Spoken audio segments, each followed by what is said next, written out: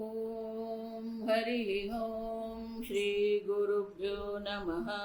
हरिः ॐ पार्थाय प्रतिबोधितां भगवता नारायणेन स्वयं व्यासेन ग्रथितां पुराणमुनिना मध्ये महाभारतम् अद्वैतामृतवर्षिणीं भगवतीम् अष्टादशाध्यायिनीम् अम्ब त्वामनुसन्दधामि भगवद्गीते भवद्वेषिणीम्।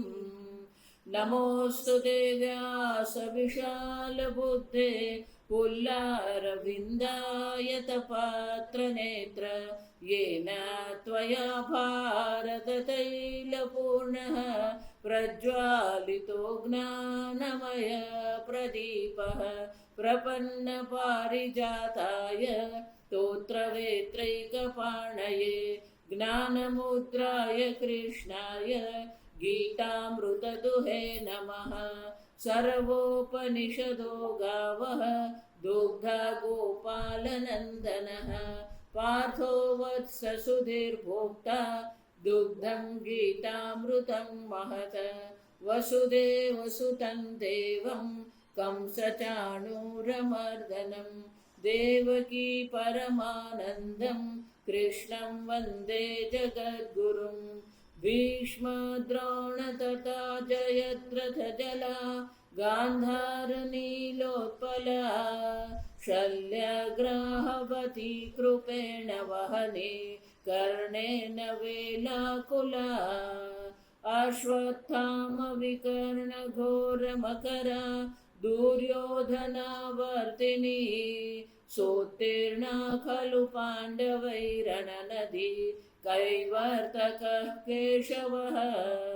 पाराशर्यवचः सरोजममलं गीतार्थगन्धोत्कटम् नानाख्यानककेसरं हरिकथा सम्बोधनाबोधितम्। लोके सज्जनषट्पदैरहरः पेपीयमानं मुदा भूयाद्भारतपङ्कजं कलिमलप्रध्वंसिन श्रेयसे। मूकं करोति वाचालं पङ्गुं लङ्घयते गिरिं यत्कृपातमहं वन्दे परमानन्दमाधवम्।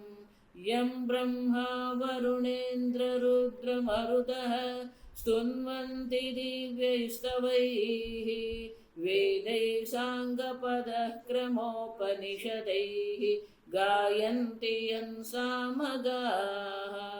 ध्यानावस्थिततद्गतेन मनसा पश्यन्ति यं योगिनः यस्यान्तं न विदुः सुरगणाः देवाय तस्मै नमः। ॐ सहनाववतु सहनौ भुनक्तु सह वीर्यं करवावहै तेजस्विनावधीतमस्तु मा विद्विषावहै। ॐ शान्ति शान्ति शान्तिः।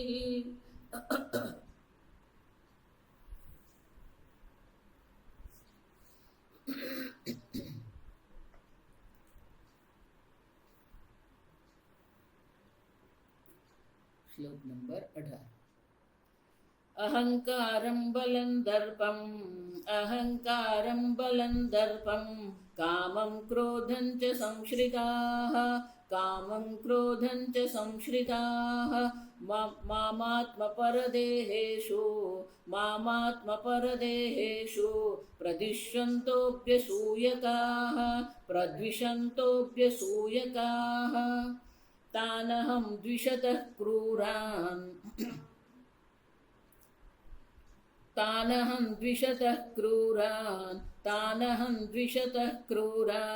संसारेषु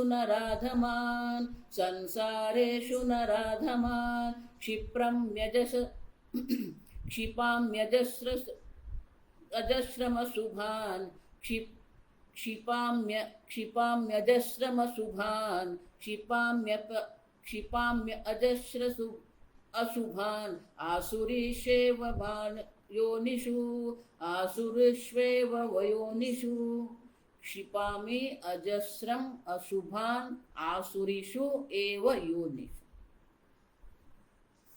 બધા જોડાક્ષર. क्षिपामि अजस्रम अशुभान् आसुरीषु एव योनिषु.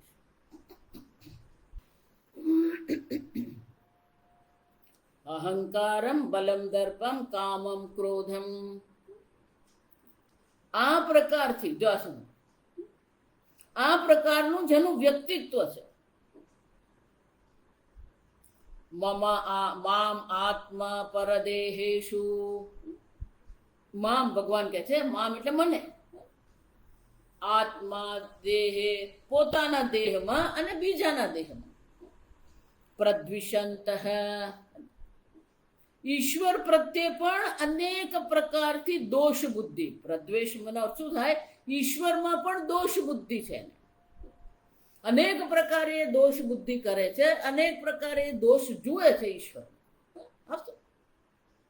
કોઈ ઈશ્વરને કથા ચાલતી હોય એ સહન નહીં કરી શકે. અભ્યસૂયકાહ એટલું જ નહીં, સાધુજનો પ્રત્યે પણ એના મનમાં શું છે? દ્વેષ ભાવ છે. મફતનું ખાવા વાળા જો વિચાર, એ લોકોને એવું જ છે કે આ બધા સાધુ લોકો જે છે બધા નકામા છે, મફતનું ખાવા વાળા નહીં. આ જગતમાં માત્ર નોકરી કરીને ધનોપાર્જન કરી એટલે તમે ફાળો નોંધાવ્યો એવું નથી. સેવા કરવી, તપશ્ચર્યા કરવી, શાસ્ત્ર અધ્યયન કરવું,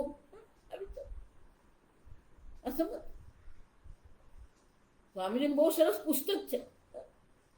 આ ભોગ પરાયણ લોકો જે છે, અર્થ પરાયણ લોકો જે છે, એ બધા કેવા છે? કન્ઝ્યુમરિઝમ કહેવાય, ઉપભોક્તાવાદ છે. બધા ઉપભોક્તાવાદમાં જ પડેલા છે. પણ એ કન્ઝ્યુમરમાંથી, ઉપભોક્તામાંથી આપણે પ્રદાતા બની શકીએ નહીં, કોન્ટ્રીબ્યુટર કહેવાય. જે લોકો ધન ઉપાર્જન કરે છે એનો અર્થ એવું નથી કે એ લોકો ફાળો નોંધાવે, એ પોતાના સ્વાર્થ માટે જ કરતા હોય.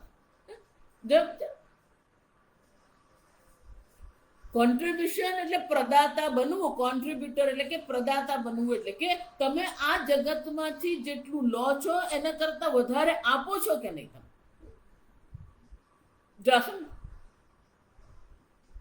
તમે આ જગતમાં પાછું કેટલું આપો છો? આપણે અન્નની, જળની, વાયુની, આ બધાની આવશ્યકતા છે,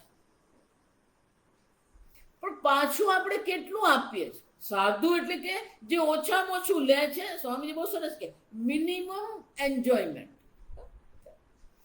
ઓછામાં ઓછો ભોગ કરવો અને વધારેમાં વધારે આ જગતને આપવું, એ સાધુ. આવા સાધુજનો પ્રત્યે પણ એના મનમાં શું છે? દ્વેષ ભાવ, દોષ બુદ્ધિ કરનારા છે. સ્વામીજી બહુ સરસ કહેતા મને કે જે દિવસે હું પ્રવચન કરું ને એ દિવસે મને એવું લાગે આઈ અર્ન માય ભિક્ષા. આજે હું ભિક્ષા લેવા માટે આજે હું ભિક્ષા લેવા માટે લાયક બન્યો. કેમ? મેં કંઈક આપ્યું. કંઈક આપીએ તો પછી આપણે કંઈક લઈ શકીએ. જો માત્ર ધન કમાણી કરવી અને બે છોકરા મોટા કરવા એટલું જ કઈ કોન્ટ્રીબ્યુશન નથી. આ સમજો. પણ આવા લોકો જે છે, જે ધર્મનિષ્ઠ છે, જે સમાજ સેવા કરનાર છે, એ લોકોના પ્રત્યે પણ એના મનમાં શું છે? દ્વેષ ભાવ છે. પોતાના શત્રુ પ્રત્યે, પોતાનું અહિત કરનારા પ્રત્યે આપણા મનમાં દ્વેષ ભાવ હોય એ આપણે સમજી શકીએ. પણ જે આ જગતમાં કંઈક કલ્યાણ કરી રહ્યા છે એમના પ્રત્યે પણ એના મનમાં શું છે? દ્વેષ ભાવ છે.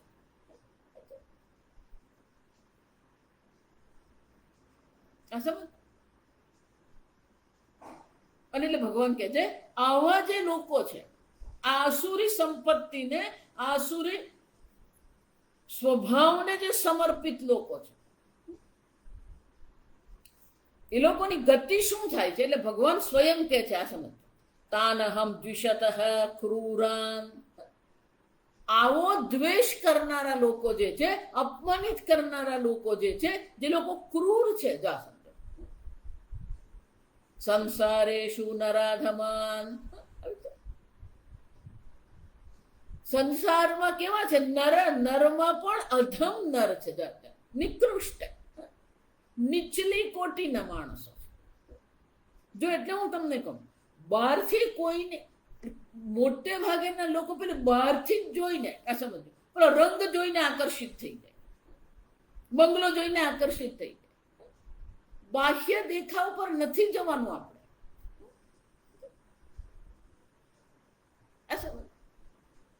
લોકો પેલો બાહ્ય દેખાવ પર એટલા બધા સમર્પિત હોય, કારણ કે એ જ લોકોને માટે મહત્વનું.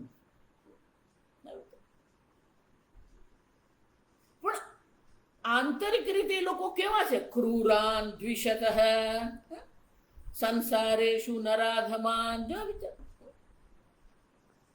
તાનહમ સર્વાન સન્માર્ગ પ્રતિપક્ષ ભૂતાન સાધુ દ્વેષિણઃ. દ્વિષતઃ એટલે સન્માર્ગના વિરોધી, પ્રતિપક્ષ ભૂતાન એટલે કે સન્માર્ગના પ્રતિપક્ષ એટલે વિરોધી છે, ધર્મના વિરોધી છે. કોઈ ધર્મનું પાલન કરતો હોય તો એને, એની પાસે જઈને એની બુદ્ધિ બગાડી આપે. તું આ બહુ મોટું ભક્તિ કરે છે, શું મળ્યું તને? જો તારી પાસે શું છે? 2 વાર ખાવા નહીં, પૈસા નથી તારી પાસે. આ ધર્મ ધર્મ શું કર્યા કરે? છોડ તું આ બધું, કઈ મળવાનું નથી તને. લોકો તારું અપમાન કરે છે. જો સન્માર્ગનિષ્ઠ લોકો છે, એને માટે પણ એ શું કરે? વિરોધ કરે.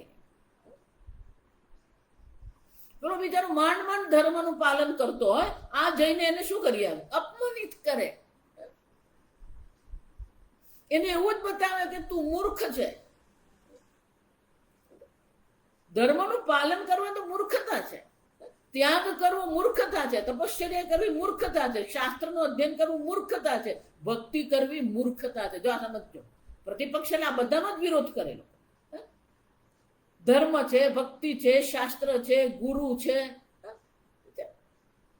સમાજ છે, બધાનો જ વિરોધ એ લોકો. સન્માર્ગ એટલે પછી આ બધું જ આવી ગયું. સમજો, આ દરેક પ્રત્યે એ લોકોના મનમાં શું છે? દ્વેષ છે. સાધુ દ્વેષિણ. શંકરાચાર્ય કહે છે સાધુ લોકોનો પણ દ્વેષ, સન્માર્ગને પણ દ્વેષ કરનારા છે, સાધુ લોકોનો પણ દ્વેષ કરનારા. દ્વિષતઃ પણ સ્વભાવથી કેવા? ક્રૂરાન, અત્યંત ક્રૂર સ્વભાવના. સંસારેષુ નરાધમાન. આ સંસારમાં, સંસારમાં શું છે? નરક સંસરણ માર્ગેષુ. એ લોકોને માટે સંસાર બાકી કયો રહેવાનો?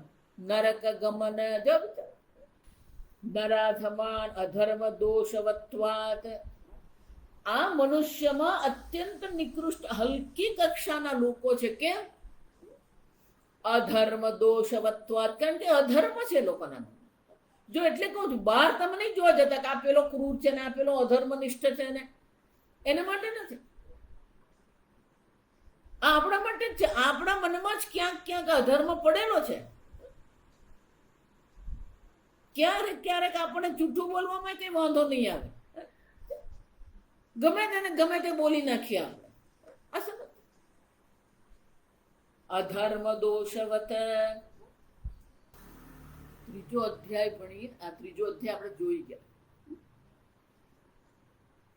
એમાં પાપ કોને કહેવાય, અધર્મ કોને કહેવાય, એ કર્મના ક્ષેત્રમાં ભગવાન બહુ વિસ્તારથી કહે છે.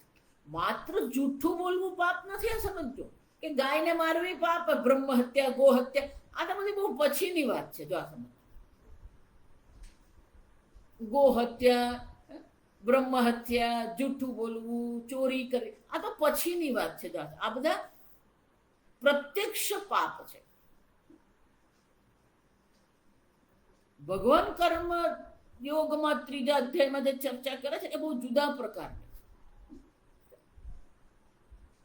એવં પ્રવર્તિતં ચક્રમ નાનુવર્તયંતી યહ અગાયુઃ. એનું આયુષ્ય જ પાપ છે. અઘા એટલે પાપ, આયુ એટલે આયુષ્ય. આ જગત એક જગત ચક્ર, આ જગત એક સંવાદિતા છે, એક વ્યવસ્થા છે, હાર્મની જે આપણે અંગ્રેજીમાં કહીએ. એમાં કોઈ પણ પ્રકારે તમે દખલગીરી કરો એ પાપ છે. પ્રદૂષણ કરવું પાપ છે, આ સમજો. આપણે આ જે બધા પાપ છે ને સૂક્ષ્મ જે છે એને આપણે નથી જોતા, એને આપણે ઘણી વાર પુણ્ય પણ ગણી નાખીએ છીએ.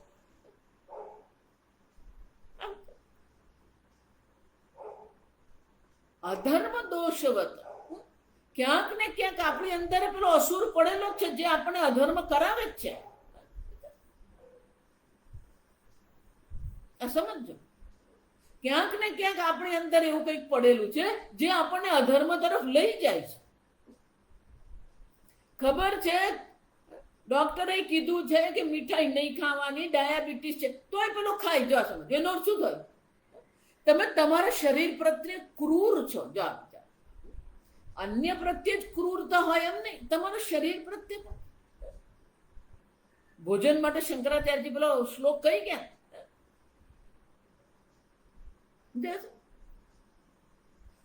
જો તમે ઓછું ખાશો તો શું થવાનું? આ શરીરનું પોષણ નહીં થાય.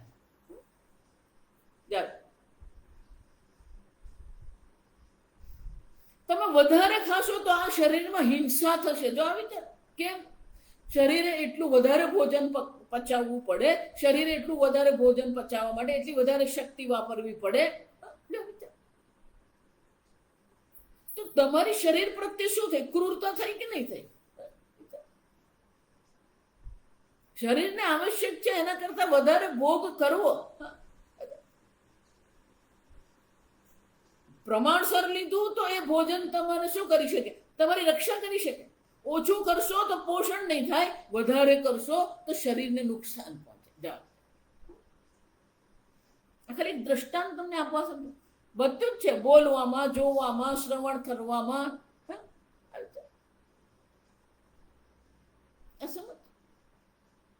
આપણને ભલે નાના એ નાના નથી. આ સમજ એટલે ભગવાન આગળ શું કહી ગયા? મામ આત્મા પરદેહેષુ. તારા દેહમાં હું રહેલો છું અને તારા દેહમાં રહીને આપણે જ આપણા હૃદયમાં રહેલા ભગવાનનો દ્વેષ કરીએ છીએ. આપણે શ્લોક બહુ મોટેથી ગાઈએ. જો સમજો, રાગ સાથે આત્મા ત્વમ ગિરિજામતી સહચરા.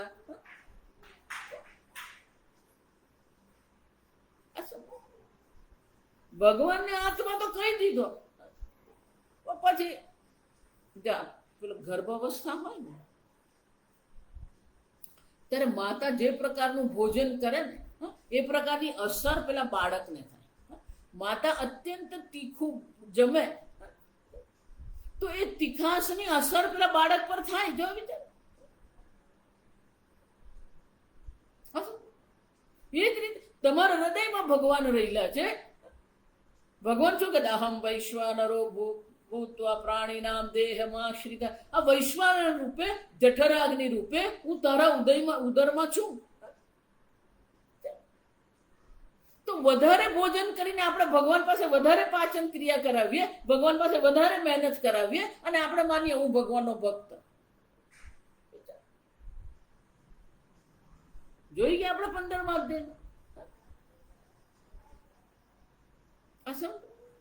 શરીર પ્રત્યે આપણે ક્રૂર બની જઈએ. આપણે પોતાના પ્રત્યે જ ક્રૂરતા બતાવતા. ક્રૂરાને એટલે માત્ર આમ લાકડી ચલવી દીધી એટલે ક્રૂર નહીં બની જવાય. તલવાર ચલવી દીધી એટલે પિસ્તોલ ચલાવી દીધી એટલે ક્રૂર નહીં બની જવાય.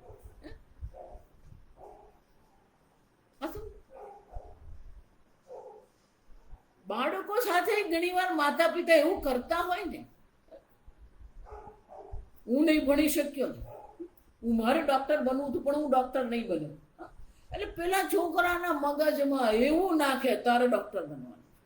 એટલે પણ એનાથી બનાય કે નહીં બનાય, એની ઈચ્છા છે કે નહીં, એટલું ભણવાની એની તાકાત છે કે નહીં. એવું દબાણ કરે મા બાપ. આ ક્રૂરતા છે. આ સમજ. આજકાલ આ જો પરીક્ષા આવે ને પછી જે બાળકો બધા અપઘાત કરે છે, કેમ કરે? કારણ કે માતા પિતા એ પ્રકારનું દબાણ લાવે છે એમના. આપણે કહીએ તો શું કે ના ના પણ એ તો એના કલ્યાણ માટે. અરે એના કલ્યાણ નહીં. આ સમજ.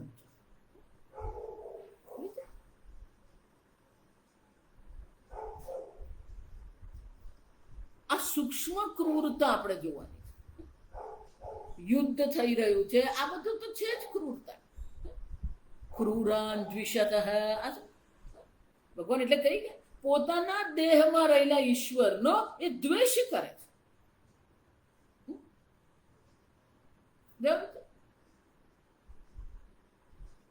બીજાના દેહમાં રહેલા ઈશ્વરની તો એ ક્રૂરતા કરી જ રહ્યો છે, પણ પોતાના દેહમાં રહેલા એ આત્માને પણ શું કરે? પરમાત્માને શું કરી રહ્યો? તમારા શરીરમાં અસ્વસ્થતા આવી એ શું દર્શાવે છે? ક્યાંક ને ક્યાંક કંઈક આપણે ખોટું કર્યું છે. કોઈક અયોગ્ય ભોજન આપણે લીધું છે, અયોગ્ય કર્મ કર્યું છે. જો એટલે ભગવાન કહી ગયા કે આ બ્રહ્મ જ્ઞાન કોને થાય? યુક્તાહાર વિહારસ્ય યુક્ત કર્મ ચેષ્ટસુ યુક્ત સ્વપ્નાવબોધસ્ય. યોગ્ય પ્રમાણમાં આપણે નિદ્રા લેવી પડે, યોગ્ય પ્રમાણમાં જાગવાનું છે, યોગ્ય પ્રમાણમાં કર્મ કરવાના છે, યોગ્ય પ્રમાણમાં ભોજન લેવાનું. પણ આપણે તો પેલું ઘણી વાર તમે બધા ઘરોમાં જઈએ ને, એકવાર એક ભાઈને ત્યાં હું ગઈ, પેલા ટેબલ પર વાટકામાં પેલા લાડુ મૂકે. મને એમ કે મને ભોજન માટે બોલાવી એટલે આ લાડુ ત્યાં મૂકે. પેલા બેન શ્રીખંડ લઈને આવે. મેં કીધું આ લાડુ છે ને સ્વામીજી, આ લાડુ કેમ? એ હલતા ચાલતા ખાવા માટે. એટલે જોયો એટલે ખાઈ લેવાનું. આ તો પશુ છે. જોયો એટલે ખાઈ લેવાનું. પશુ બુદ્ધિ છે આ, સમજો. ના જોઈ મને ભાવે લઈ લીધું. મને કે સ્વામીજી આ લાડુ બનાવી મૂકું 2 દિવસમાં વાટકો મારો ખાલી. હાલતા ચાલતા બધા સ્વાહા કરી દે. ભોજનમાં, વાણીમાં, કર્મમાં. ક્રૂર એટલે પેલો રાવણ ક્રૂર હતો એમ નહીં. આપણી અંદર એ ક્રૂરતા પડેલી જ છે. આ સમજો.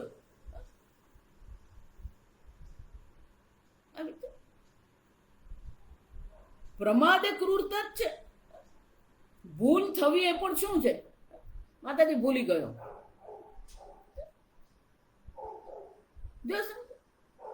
આપણી બુદ્ધિમાં જ આ પડેલું છે, બહાર જોવાનું નથી. આ ઈશ્વર પ્રત્યે, ધર્મ પ્રત્યે, શિસ્ત પ્રત્યે આપણા મનમાં સન્માન હોવું જોઈએ. 13મા અધ્યાયમાં, 16મા અધ્યાયમાં ભગવાન, 12મા અધ્યાયમાં ભગવાન અનેક પ્રકારના ગુણ દર્શાવી ગયા. ઇન્દ્રિયાર્થેષુ વૈરાગ્યમ. ઇન્દ્રિયોના વિષય પ્રત્યે આપણને વૈરાગ્ય છે કે નહીં? હું તો વૈરાગ્યની એક જ વ્યાખ્યા કરું, આના વગર પણ હું રહી શકું.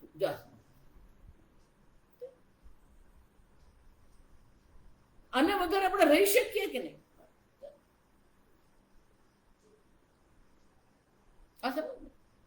તમારું સુખ, તમારો આનંદ, તમારી પ્રસન્નતા, તમારી શાંતિ જો અન્ય પર આધારિત છે તો તમારા જેવો ગુલામ બીજો કોઈ નહીં.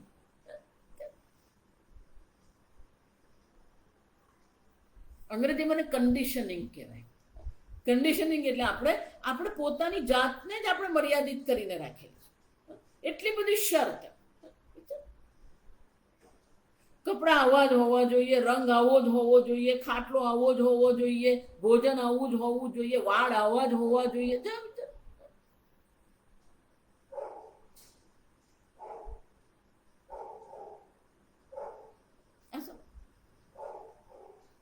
રાવણ નરાધમ હતો એમ નહીં. રાવણ ક્રૂર હતો. આપણે એવું માનીએ કે પેલા કેટલા બધાને યુદ્ધમાં મારી નાખ્યા એટલે એ ક્રૂર છે. આ બાહ્ય ક્રૂરતા, ભગવાન બાહ્ય ક્રૂરતાની વાત જ નથી કરતા. અહંકારમ બલમ દર્પમ આ બધું શું છે? બહાર છે નહીં, આપણા સ્વભાવમાં છે. કામમ ક્રોધમ ધન માન મદાન્વિતા આ બધા ક્યાં છે? બહાર છે.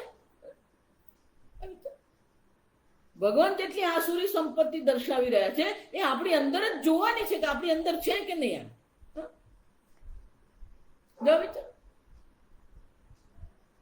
જો નવરાત્રી આવે છે, 26 તારીખે નવરાત્રી છે, સોમવારથી.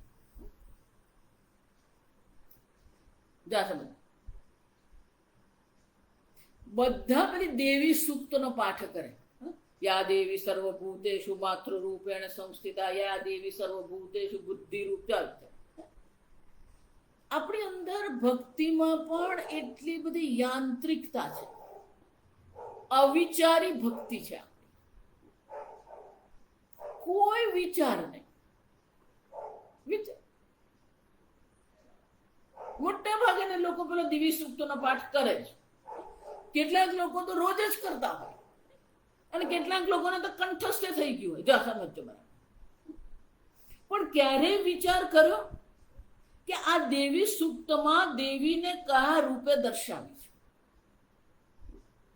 અષ્ટભુજા કીધું? નહીં. મુકુટ ધારણ કર્યો? નહીં. સિંહવાહિની કહી? નહીં. સંપૂર્ણ દેવી સૂક્ત તમે જુઓ ને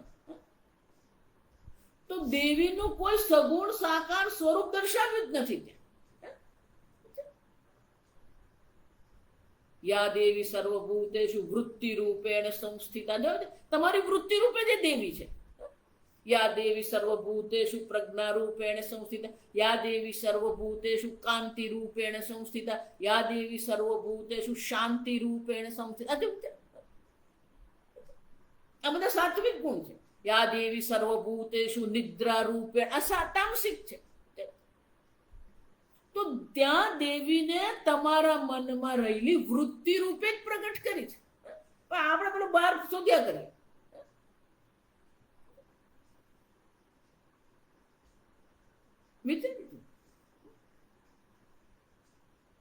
યા દેવી સર્વભૂતેષુ સમજો ભ્રાંતિ રૂપેણ વૃત્તિ રૂપેણ નિદ્રા રૂપેણ માતૃ રૂપેણ. મને યાદ નથી એટલે જેટલા યાદ આવે એટલે બોલી લીધા. 10 મિનિટ. માયા રૂપેણ કેટલા પ્રકાર. પણ એ બધું શું છે? તમારા મનની વૃત્તિ છે.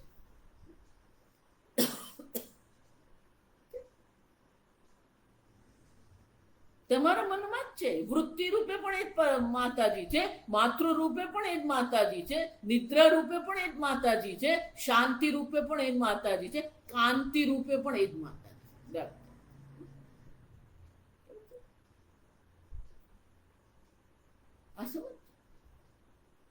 આપણી વૃત્તિને જ જોવાની. આપણી આસુરી વૃત્તિ છે કે દૈવી વૃત્તિ છે? નવરાત્રી એટલે આસુરી વૃત્તિનો ત્યાગ કરવાનો છે. માતાજીએ મહિષાસુરને માર્યો, એ મહિષાસુર બહાર નથી, આપણી અંદર જ છે. આપણી અંદર જે આસુરી સંપત્તિ પડી છે એનો આપણે ત્યાગ કરીએ. તાનહમ દ્વિષતઃ ક્રૂરાન સંસારેષુ નરાધમાન. એટલે આરંભમાં 16મા અધ્યાયના આરંભમાં જ મેં કહી દીધું. અસુર એટલે એવું નહીં માનતા પેલો આમ કાળો છે, લાલ આંખ વાળો છે, 2 શિંગડા વાળો છે, 2 બહાર દાંત નીકળેલા છે.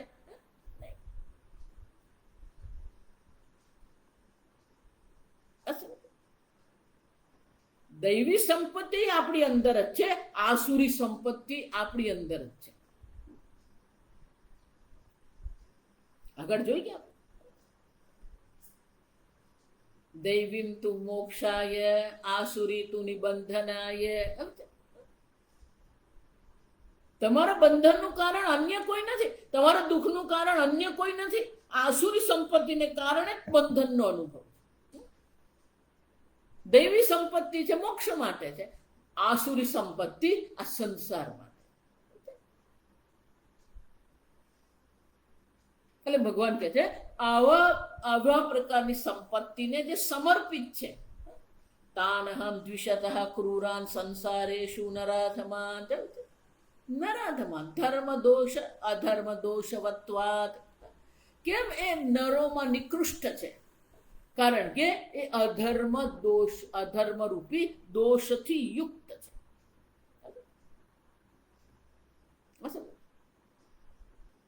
તો પણ ભગવાન એની સાથે તમે કરો શું? જ્યાં સુધી મનુષ્ય શરીર છે ત્યાં સુધી એનું મનમાં આવે એમ કરતો રહેશે, કારણ કે કર્મની સ્વતંત્રતા છે ને. પણ એકવાર મનુષ્ય શરીર છૂટ્યું, ક્ષિપામી અજસ્રમ અશુભાન આસુરીષુ એવ યોનિષુ.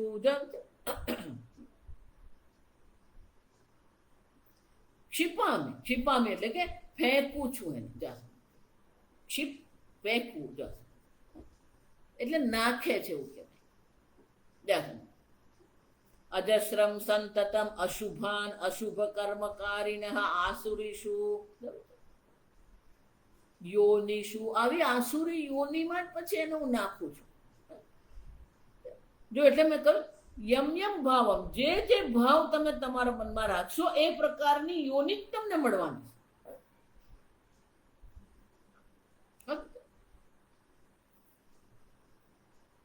આખો દેશ પેલો ખા કર્યા કરતો, પછી યોની કઈ મળે? પેલો ડુક્કર બનાવી દે. કેમ? આખો ડુક્કર તમે જો આખો દેશ ખા કરતું જોઈએ.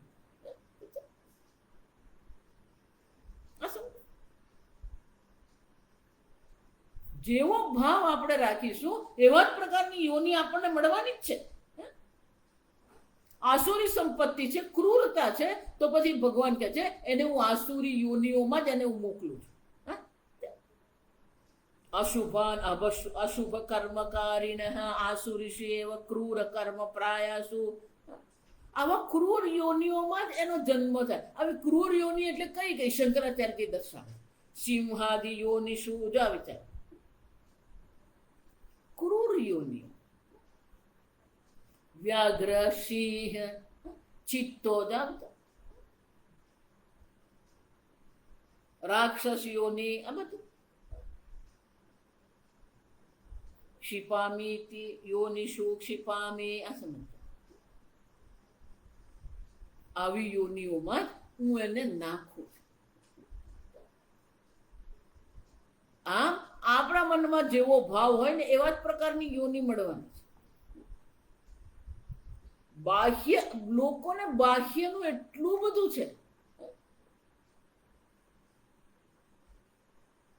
બહારથી તમે ગમે તે હોય, જો એટલે સુદામા દ્વારિકા ગયા, જો પત્નીએ કહ્યું કે જાઓ જાઓ. રોજ પત્ની કે આ તમારો મિત્ર છે સુવર્ણ દ્વારિકાનો દ્વારકાધીશ છે, બાળપણમાં તમે સાથે જ અધ્યયન કર્યું, તમે જાઓ. જો છેવટે કીધું સારું ચાલ જઈએ, હું મળી આવું. સુદામા ગયા. દ્વારપાળો જે હતા ને એ લોકો એને જોયા તો એ લોકોના મનમાં શું આવ્યું? આ કોણ આવ્યું? આને અંદર નહીં લાગે. ભગવાને પેલા ઉપરથી જોઈ લીધું કે સુદામા આવ્યા, તરત દોડ્યા ભગવાન. જો બધાને નવાઈ લાગી. પેલો ચાલીને આવ્યા હોય એટલે શરીરમાં ધૂળે લાગ્યું હોય, કપડા ધૂળ વાળા હોય, પરસેવા વાળું શરીર. બ્રાહ્મણ, દરિદ્ર બ્રાહ્મણ, એમ ચાલીને આવે એટલે થાકી ગયા હોય. જૈન ભગવાન ભેટી પડે. બધાને આશ્ચર્ય થયું. કેમ આશ્ચર્ય કેમ થયું? કારણ કે બાહ્ય દેખાવ જોતા. પેલો મિત્ર ભાવ જે છે એટલું જ ને. બ્રાહ્મણ હતા સુદામા. એ બ્રાહ્મણત્વનો ત્યાગ ક્યારેય સુદામાએ કર્યો નતો. જ્યાં સમજો, ગમે એટલી દરિદ્રતા હતી પણ બ્રાહ્મણત્વનો ત્યાગ નહીં કર્યો. ભગવાનની ભક્તિનો ત્યાગ એમણે નહીં કર્યો. પણ એ કોણ જાણતું હતું? ભગવાન જાણતા હતા. બાકીને બધાને તો બાહ્ય દેખાવા જ હતો. એટલે બધાને જ નવાય. પેલી અમુક રાણીઓ હતી, બધાને નવાઈ, બધી રાણીઓને નવાઈ લાગી કે આ કોને ભગવાન ભેટી રહ્યા છે. પછી લઈ આવે મહેલમાં, પોતાના સિંહાસન પર બેસાડી દે. જો આ સમજ. પછી રૂકમિણીને કીધું એમને માટે ગરમ પાણી તૈયાર કરો, સ્નાન કરાવવાનું છે, મારા વસ્ત્ર લાવો, એને વસ્ત્ર મારા. જો બધાને આશ્ચર્ય. એને સ્નાન કરાવ્યું, સ્નાન કરાવીને પોતાના વસ્ત્ર પહેરાવ્યા. રૂકમિણીને કીધું તમારા હાથથી ભોજન તૈયાર કરીને લઈ આવો, આ બ્રાહ્મણ છે. જો આ સમય આપણું હૃદય કેવું છે ને એ મહત્વનું, આપણા મનમાં કેવો ભાવ છે ને એ મહત્વનું, આપણા વિચાર કેવા છે ને એ મહત્વનું.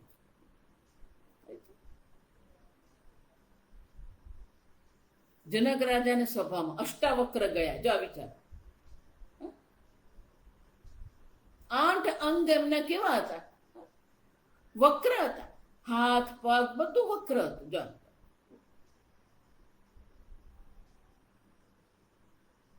માના ગર્ભમાં જ્યારે હતા, એમના પિતાજી પણ ઋષિ હતા, આચાર્ય. માના ગર્ભમાં હતા ત્યારથી જ એમને જ્ઞાન હતું. એટલે પિતાજી જયારે વેદ પાઠ શીખવે ને તો માં ત્યાં બેસે એટલે એ પણ સાથે સાંભળે, એ પણ શ્રવણ કરે વેદ પાઠ. આ વેદ પાઠ, જો આપણે બધા વેદના જે મંત્રો બોલીએ ને એ વેદનું આપણે અપમાન કરી, કારણ કે યોગ્ય પ્રકારે ઉચ્ચારણ કરતા જ નથી આપણે. એનો સ્વર છે ઉદ્દાત, અનુદાત, સ્વરિત.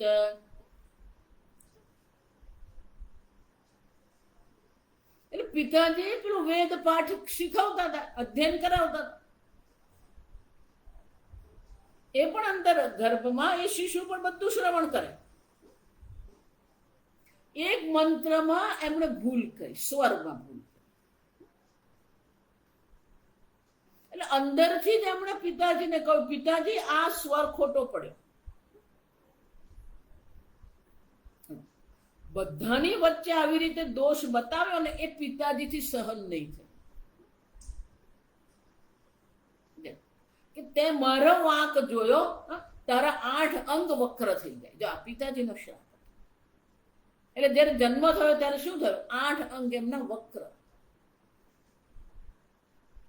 રાજા જનકની સભામાં જયારે ગયા ને, પગ પણ વાંકા, એટલે પેલું ચાલવું પડે, આમ ડોલીને ચાલવું પડે. રાજા જનકની રાજસભામાં અનેક વિદ્વાનો હતા, અનેક પંડિત. એટલે જયારે અષ્ટાવક્ર ત્યાં દાખલ થયા, જેવો પ્રવેશ કર્યો, બધા એકબીજાની સામે જોઈને શું કરતા હતા? હસતા હતા. એ લોકોને હસવું આવતું. જો એકબીજાની સામે જોઈને ઈશારા કરતા હતા. અષ્ટાવક્ર જોયું એટલે રાજા જનકને કીધું કે હું જાઉં છું પાછો. કે કેમ?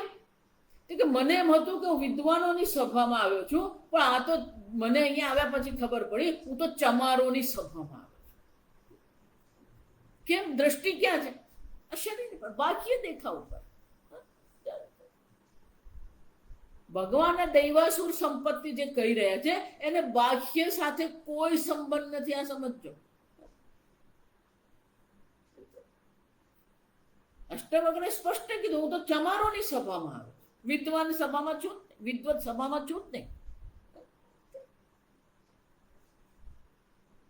હા, આવા ક્રૂર લોકોને ભગવાન કહે છે હું સતત અજસ્રમ ને શું અર્થ?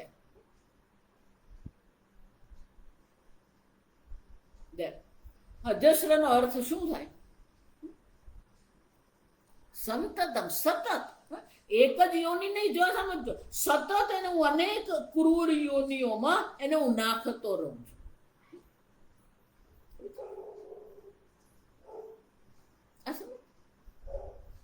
એક બે યોની જ નહીં. આ સમજો, અજસ્રમ, સંતતમ. કેમ? કારણ કે કર્મ જ એટલા. જો ગઈકાલ મેં કીધું આપણે કર્મ જ એટલા બધા કરીએ છીએ કે એક એક કર્મ માટે એક એક યોની આપણે લેવી પડે. અને એટલે ભગવાન શું કહે છે, જેટલા પ્રકારના કર્મ કર્યા છે એટલા પ્રકારની ક્રૂર યોનિઓમાં હું એને નાખતો રહું છું. એટલે એક જ વાર કઈ રાક્ષસ બને એમ નહીં, એક જ વાર ક્રૂર બને એમ નહીં. સતત એક પછી એક અનેક પ્રકારની ક્રૂર અધમ યોનિઓમાં એનો જન્મ થતો જ રહે છે. અર્જુન,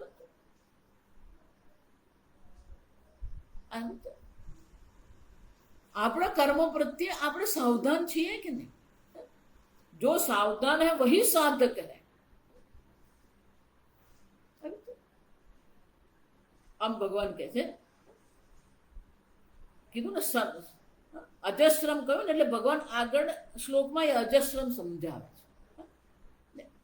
આસુરી યોનિમાપન્નાઃ આસુરીમ યોનિમાપન્નાઃ મૂઢા જન્મનિ જન્મનિ મામ પ્રાપ્યૈવ કૌન્તેય તતો યાન્ત્યધમામ ગતિમ.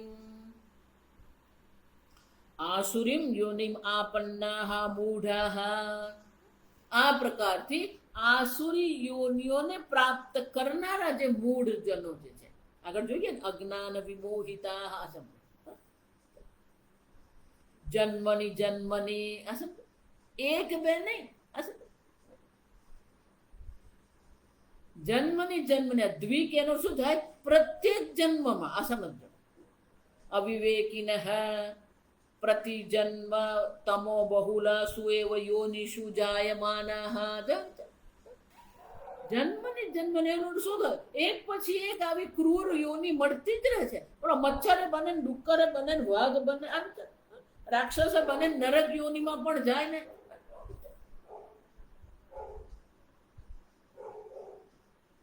પણ થાય છે શું, મનુષ્ય જન્મ મળ્યો હોવા છતાં પણ આવું આસુર સંપત્તિ હોવાને કારણે મામ અપ્રાપ્ય એવ. મનુષ્ય જન્મનું લક્ષ્ય એક જ છે, ઈશ્વરની પ્રાપ્તિ.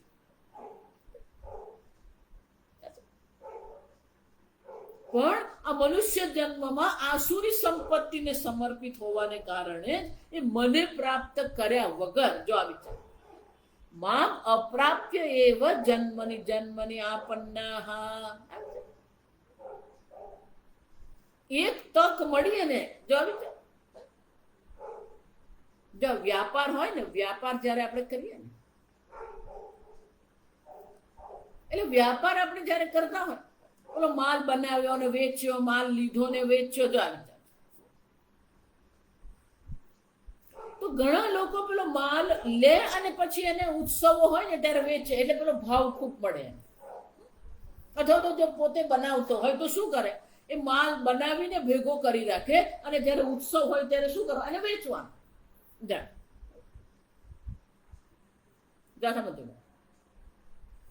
તો એને કારણે એને શું થવાનું, ઘણો બધો લાભ મળવાનો.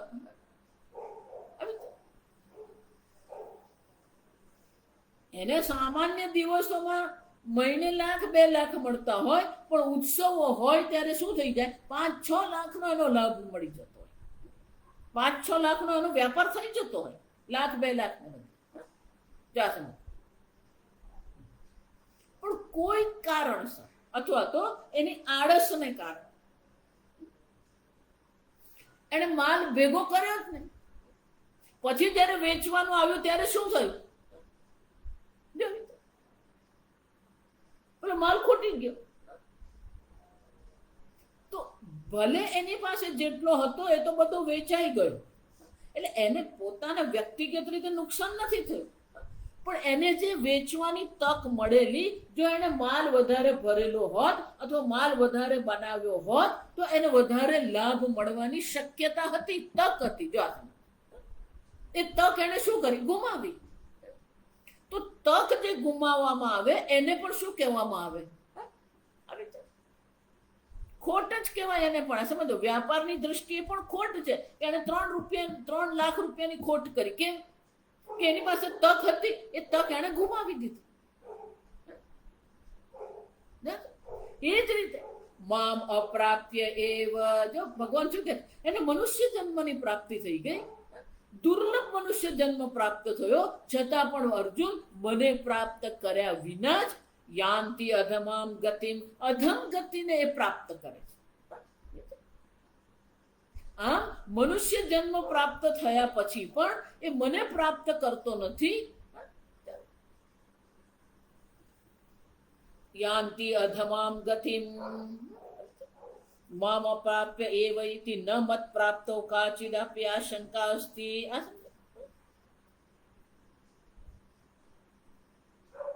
કોઈ પણ પ્રકારે જો સમજો, મામ અપ્રાપ્ય નો શંકરાચાર્ય મત પ્રાપ્તો કાચિદપી આશંકા અસ્તિ તા અતઃ મત્શિષ્ટ સાધુ માર્ગમ અપ્રાપ્ય ઇત્યર્થ. આ સમજો, જો હું તમને જે વારંવાર કહું છું, ઈશ્વર એટલે એમ નહીં માનવાનું પેલું મુરલી મનોહર, શ્યામ સુંદર, એ તો છે જ, પણ અહીંયા મામ પ્રાપ્ય એટલે શું? શંકરાચાર્ય બહુ સુંદર કહે છે આ વિચાર. સંપૂર્ણ જગત જ્યારે ઈશ્વર છે, સંપૂર્ણ જગતનું ઉપાદાન કારણ ઈશ્વર છે, તો ધર્મ પણ શું છે? ઈશ્વર છે. જો આપણે બોલીએ ખરા, પણ એ અર્થનું સ્ફુરણ નથી આપણી અંદર. રામ વિગ્રહવાન ધર્મ. ધર્મ જો વિગ્રહ ધારણ કરે, આકાર ધારણ કરે, તો એ કોણ છે? શ્રી રામ. જો શ્રી રામ એટલે ધર્મ, સ્વયં ધર્મ છે. તો ઈશ્વરને પ્રાપ્ત નથી કરતો એનો અર્થ શું થાય? મત્શિષ્ટ સાધુ માર્ગમ અપ્રાપ્ય ઇત્યર્થ. જો મનુષ્ય શરીરમાં ધર્મ અધર્મનું જ્ઞાન પ્રાપ્ત કર્યા પછી પણ એ ધર્મનું અનુસરણ કરતો નથી. આ સમજ, મત્શિષ્ટ સાધુ માર્ગમ અપ્રાપ્ય. જો હું તમને જે કહું છું વારંવાર, ક્યાંય અધર્મ નહીં કરો. આ સમજો, અધર્મ કરીને તમે એમ માનતા પેલાને મેં ઉલ્લુ બનાવી દીધો ને પેલાને ખુશ કરી દીધો, નહીં. અધર્મ અધર્મ જ છે. એટલે ભગવાન કહે, શંકરાચાર્યજી કહે છે, ભગવાનને પ્રાપ્ત કર્યા વિના એટલે કે એ ધર્મનો માર્ગમાંથી જ એની ચ્યુતિ થાય છે, પતન થઈ જાય છે. ધર્મના માર્ગ પર એ ચાલી શકતો નથી, ધર્મના માર્ગથી જ એનું પતન થાય છે. આ રીતે મને પ્રાપ્ત કરતો નથી. આવી રીતે પહેલા તો ધર્મરૂપી ભગવાનને સ્વીકારવા પડે. એ ધર્મ સ્વરૂપ જે ભગવાન છે.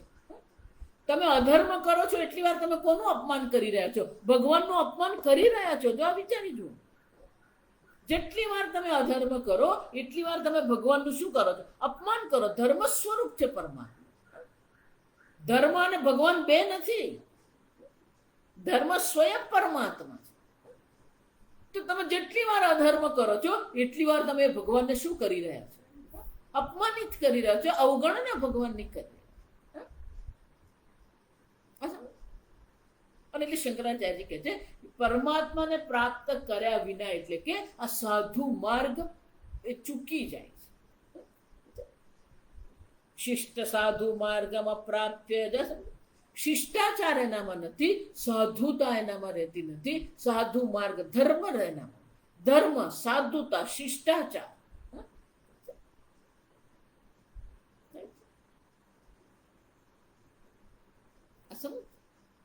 આમ એ ધર્મ જ ચૂકી જાય.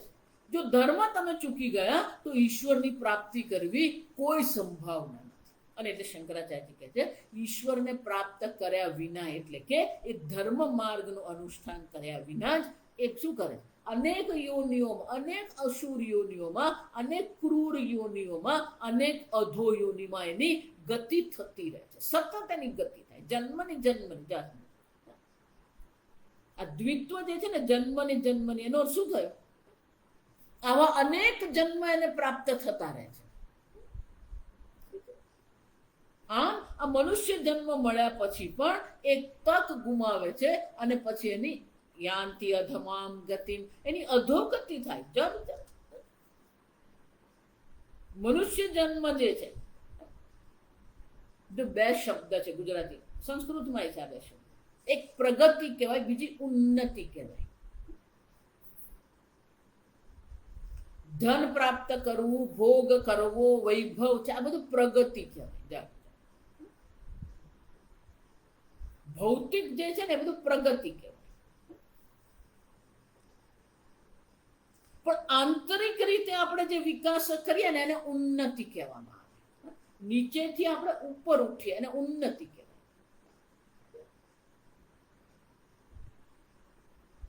એ દેવત્વ પ્રાપ્ત કરવાનું છે, એ ધર્મ સાધુતા આપણે પ્રાપ્ત કરવાની. પણ એ સાધુતા આપણે ચૂકીએ છીએ, આ સમજો.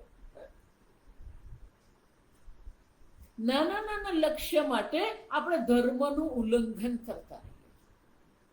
આમ ઈશ્વરની, ધર્મ સ્વરૂપ ઈશ્વરની અવગણના કરીને એ ઈશ્વરથી અલગ થઈ જાય છે, અપ્રાપ્યમાં. જાણો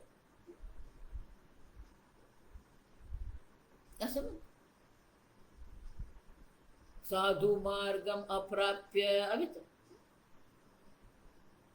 એ સાધુતા, એ શિષ્ટાચાર, એ ત્યાગ. તેન ત્યક્તેન ભુંજિતાઃ.